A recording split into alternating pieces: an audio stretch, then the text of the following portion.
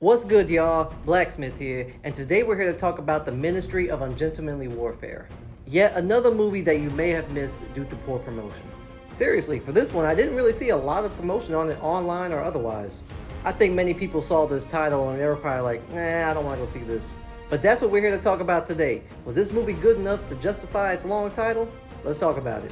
Directed by Guy Ritchie, this movie follows a crew of rogue military personnel who make a plan to neutralize Hitler's German U-boats during World War II. And for those of you who don't know what a U-boat is an underwater boat, pretty much a submarine, that is used in underwater warfare. And these boats were nothing to play with either. They were huge, full of ample amounts of ammo and resources.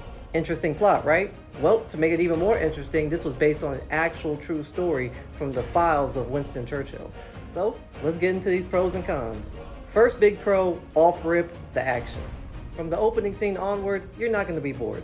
I mean, from the opening scene, you see about 3 different weapons being used in close combat, so that pretty much sets the tone for the movie. And the arsenal only builds up from there. Wait till you get to the climax. The second pro I have to say are the characters. All the characters, who are based off real life people, have their own sets of quirks that make them entertaining in the movie and their own sets of skills that make them useful in the mission and the story. There are no 2 characters that have the same skills, so you'll be able to distinguish everyone apart in different ways. And speaking of that, I'm gonna go into the next pro, which is the dialogue. This movie is full of dry humor and sarcasm, so if you like that type of smart-ass humor, then this movie's gonna be for you. The last pro, and probably the most important, would have to be the execution of the story. This movie was a true-to-form espionage film.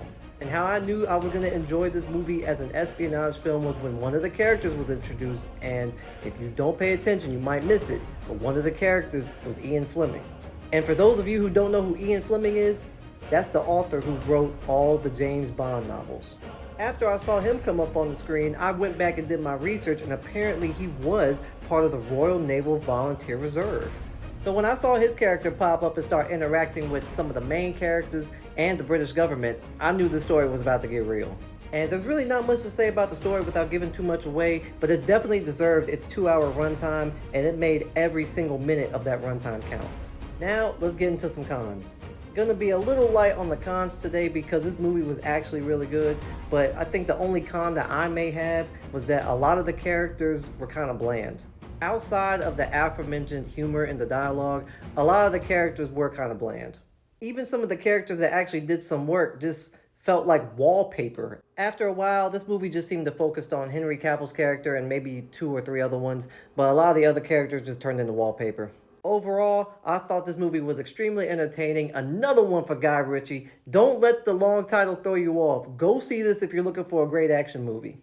Thanks for checking out my review. Let me know if you plan on seeing this movie. Let me know if you've already seen it and what you thought about it. Let me know what you thought about this review, and give this video a like and your boy a follow. I really appreciate it. And until next time, peace.